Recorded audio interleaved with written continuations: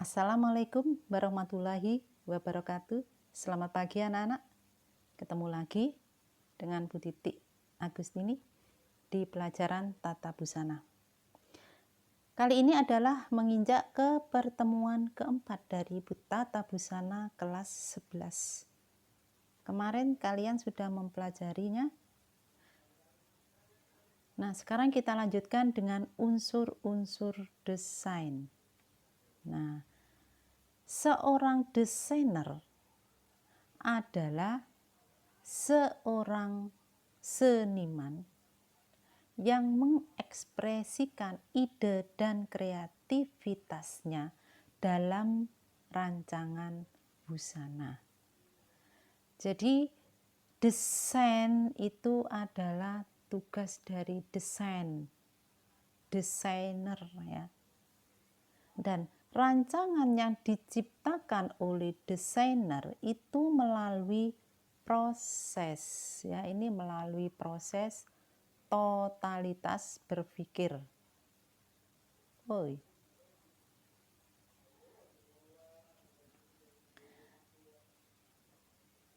Ketutup ya tadi. Saya ulang lagi, seorang desainer adalah seorang seniman yang mengekspresikan ide dan kreativitasnya dalam bentuk rancangan busana.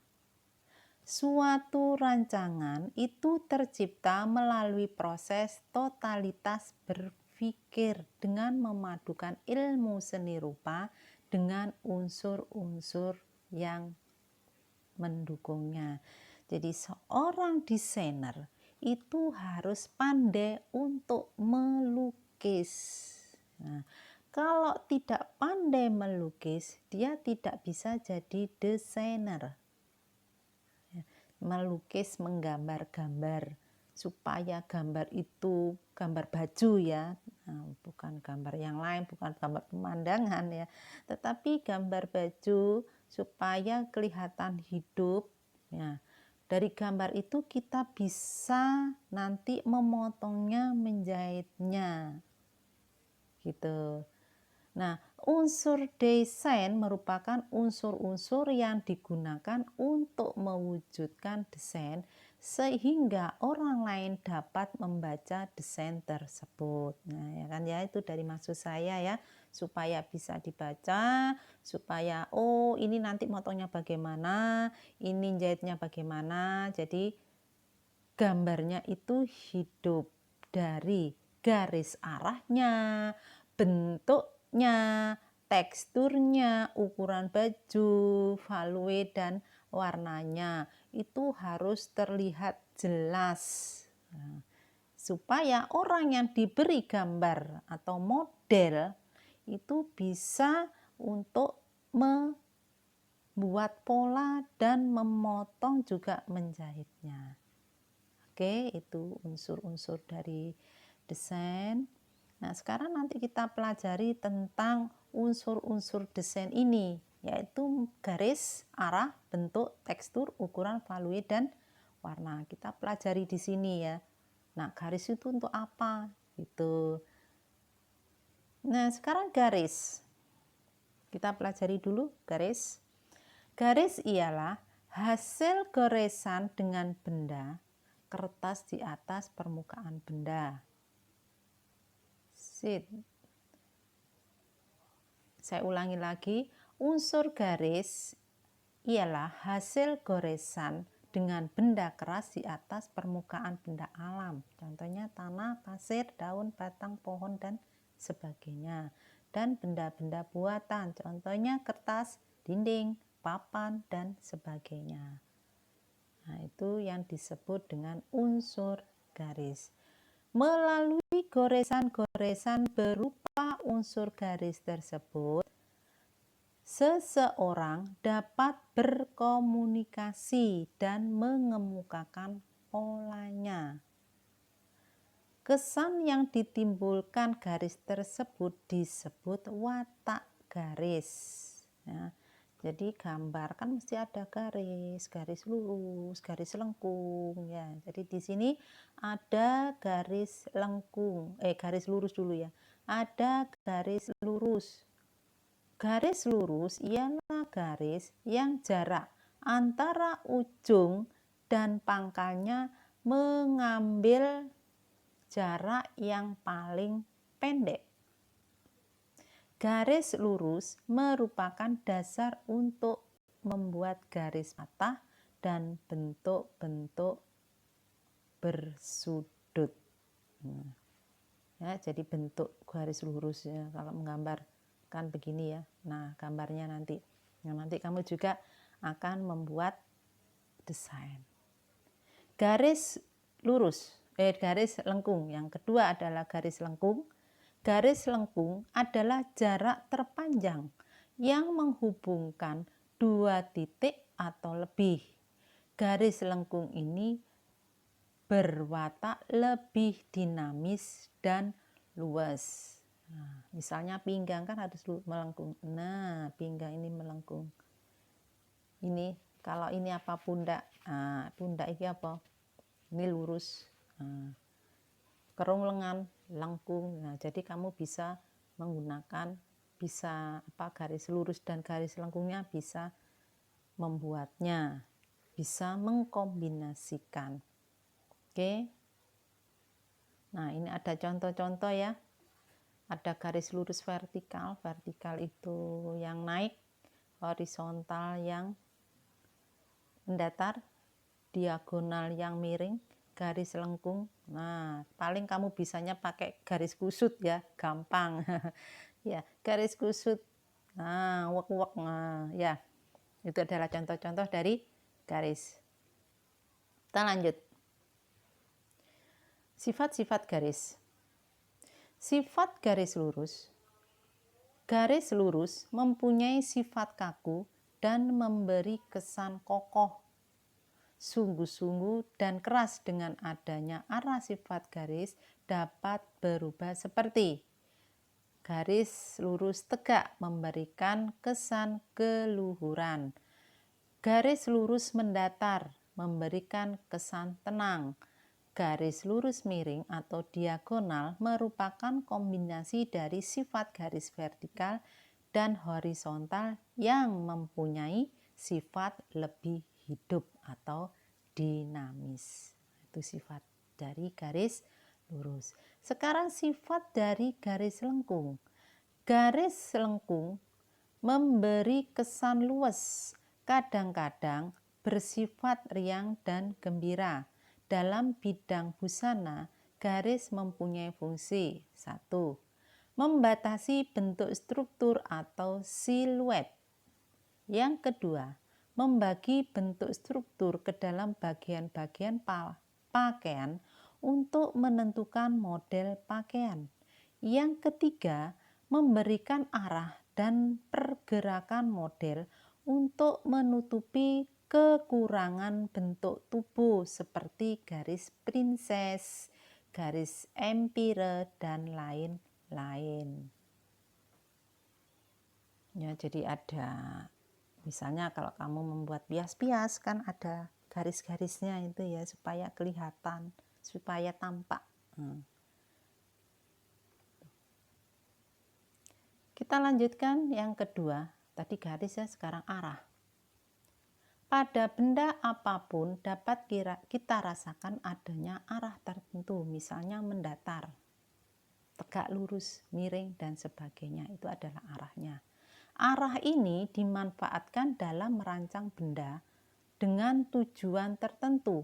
Misalnya, dalam rancangan busana, unsur arah pada motif bahannya dapat digunakan untuk mengubah penampilan dan bentuk tubuh si pemakai.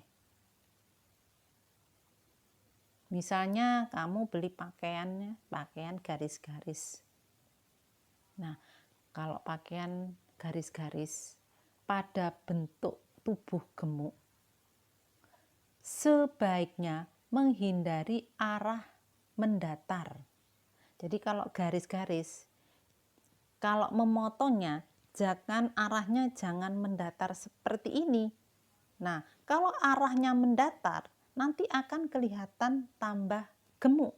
Kelihatannya tambah gemuk, gak tambah langsing. Tetapi kalau kamu memotongnya arahnya tegak gini ya, arahnya tegak lurus, horizontal. Nah, nanti akan kelihatan ini di sini badanmu nanti akan kelihatan seperti langsing. Nah, itu untuk menutupi si pemakai, kekurangan si pemakai ya. Supaya kelihatan langsing, kalau kamu memakai baju garis-garis, potonglah dalam bentuk tegak lurus, jangan mendatar. Nah, itu ya. Nah, begitu juga dalam memilih model pakaian, garis hias yang digunakan dapat berupa garis princess atau garis tegak lurus yang dapat memberi kesan meninggikan atau mengecilkan seseorang yang bertubuh gemuk tersebut. Ya, seperti saya jelaskan tadi ya. Jadi garis kalau tegak akan memberi kesan langsing dan lebih tinggi. Oke. Sekarang bentuk. Bentuk adalah hasil hubungan dari beberapa garis yang mempunyai area atau bidang dua atau bidang dua dimensi atau shape. Apabila bidang tersebut disusun dalam suatu ruang, maka terjadilah bentuk tiga dimensi atau form. Kalau dua dimensi itu artinya adalah bidang datar. Bidang datar itu dua dimensi. Kalau tiga dimensi itu adalah dalam suatu ruang. Ya, dalam suatu ruang bentuknya misalnya membuat badan manusia supaya kelihatan seperti tiga dimensi, seperti manusia sungguhan. Bagaimana caramu kamu membuatnya? Nah, misalnya gambarnya cuma gini tok, lurus-lurus tok gini, ndak ada kombinasi garis-garis lurusnya, ndak ada garis-garis lengkungnya. Nah, akan kelihatan seperti pada bidang datar, ndak membentuk itu tubuh manusia atau itu baju yang punya ruang. Ya, jadi harus bisa. Nah, berdasarkan jenisnya, bentuk itu terdiri atas bentuk naturalis adalah bentuk yang berasal dari bentuk-bentuk alam seperti tumbuhan, hewan, dan bentuk-bentuk alam lainnya. Yang kedua, bentuk geometris adalah bentuk yang dapat diukur dengan alat pengukur dan mempunyai bentuk teratur. Contohnya bentuk segi empat, segitiga, bujur sangkar, kerucut, lingkaran, dan sebagainya. Itu bentuk-bentuknya. Bentuk geometris. Sekarang bentuk dekoratif merupakan bentuk yang sudah berubah dari bentuk asli melalui proses stilasi atau stilir yang masih ada ciri khas bentuk aslinya. Bentuk-bentuk ini dapat berupa ragam hias pada sulaman atau hiasan lainnya yang mana bentuknya sudah tidak seperti bentuk sebenarnya. Nah, dari bentuk dekorasi ini bisa kamu lihat pada ragam hias. Contohnya sulaman, membuat bunga-bunga dengan menyulam. Kalau kamu membuat taplak ya, gitu. Sekarang yang keempat adalah bentuk abstrak, merupakan bentuk yang tidak terkait pada bentuk apapun, tetapi tetap mempertimbangkan prinsip-prinsip desain. Jadi abstrak, tahu ya abstrak. Nah, tidak sesuai dengan bentuk aslinya, tetapi mempertimbangkan prinsip-prinsip desain. Oke. Sekarang ukuran. Ukuran merupakan salah satu unsur yang mempengaruhi desain pakaian ataupun benda lainnya. Apabila ukurannya tidak seimbang, maka desain yang dihasilkan akan kelihatan kurang baik. Misalnya, dalam menata busana, untuk seseorang, orang akan bertubuh kecil mungil sebaiknya tidak menggunakan tas atau aksesoris yang terlalu besar karena terlihat tidak seimbang. Jadi harus diseimbangkan supaya kelihatan bagus dan enak dipandang. Itu ukuran-ukuran yang perlu digunakan dalam membuat desain. Sekarang tekstur. Tekstur merupakan keadaan permukaan suatu benda atau kesan yang timbul dari apa yang terlihat pada permukaan benda. Dengan melihat akan tampak permukaan suatu benda, misalnya berkilau, bercahaya, kusam, tembus, terang, kaku, lemas, dan seterusnya. Dengan meraba, akan terlihat apakah permukaan suatu benda itu kasar, halus, tipis, atau licin. Nah, itu pada tekstur ya. Kalau dilihat, wih mencolok. Nah, kalau diraba, lo kasar ini. Oh, tebal, tipis, bisa kita rasakan. Tekstur yang bercahaya atau berkilau dapat membuat seseorang lebih besar. Tekstur bahan yang tembus terang seperti sifon, brokrat, dan lain-lain dapat memberikan kesan bertambah gemuk. Jadi, nah, untuk orang yang gemuk, jangan memilih desain, memilih baju atau busana yang berkilau. Karena akan terlihat gemuk. Begitu juga kamu memakai sifon, brokrat, itu akan menambah apa? Kelihatan seseorang itu bertambah gemuk, tidak langsing. Dan sebaliknya, kalau orang kurus, pakailah pakaian yang berkilau, bercahaya, pakai baju bahan sifon, broklat, ya, itu supaya agak kelihatan, itu yang kurus ya, supaya kelihatan agak gemuk sedikit. Jadi yang gemuk hindari pakaian yang seperti itu supaya jangan kelihatan bertambah gemuk. Oke. Value itu apa? Value itu adalah nada gelap dan terang. Nada gelap dan terang. Benda dapat terlihat karena adanya cahaya. Nah, seperti gambar saya ini, lap-lap, ada kata kadang suram, kadang padang. Nah, itu ya. Nah, itu karena adanya cahaya. Baik cahaya alam maupun cahaya buatan. Jika diamati, pada suatu benda terlihat bahwa bagian-bagian permukaan benda yang tidak tertempa cahaya secara merata. Hal ini menimbulkan adanya nada gelap terang pada permukaan benda. Nah, seperti ini ada, kalau di sini ada cahaya, nah di sini akan gelap. Nah, seperti ini. Yang di atas ini kena cahaya. Semakin suram ke bawah, ini tidak terkena cahaya. Begitu juga ini, yang bawah ini terang. Terus kalau sudah hitam, itu tidak terkena cahaya. Dan seterusnya, ini warna hijau, warna ungu, biru, merah ya. Nah, itu kalau kamu amati bagian-bagian yang terkena cahaya itu yang bagaimana. Jadi kamu bisa untuk menggambar desainnya, mana yang kena cahaya, mana yang tidak. Jadi harus kelihatan hidup. Warna merupakan unsur desain yang paling menonjol sehingga warna dapat menjadikan suatu benda itu dapat dilihat. Mengungkapkan suasana, perasaan, atau watak benda yang dirancangnya. Menunjukkan sifat-sifat dan watak yang berbeda-beda, bahkan mempunyai variasi yang sangat banyak, yaitu warna muda, warna tua, warna terang, warna gelap, warna redup, dan warna cemerlang.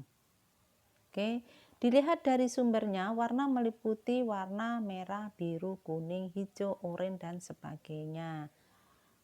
Watak warna meliputi warna panas, warna dingin, warna lembut, warna ringan, warna sedih, warna gembira, dan sebagainya. Itu warna-warna yang bisa memberikan cahaya, memberikan inspirasi, membuat baju itu terasa hidup.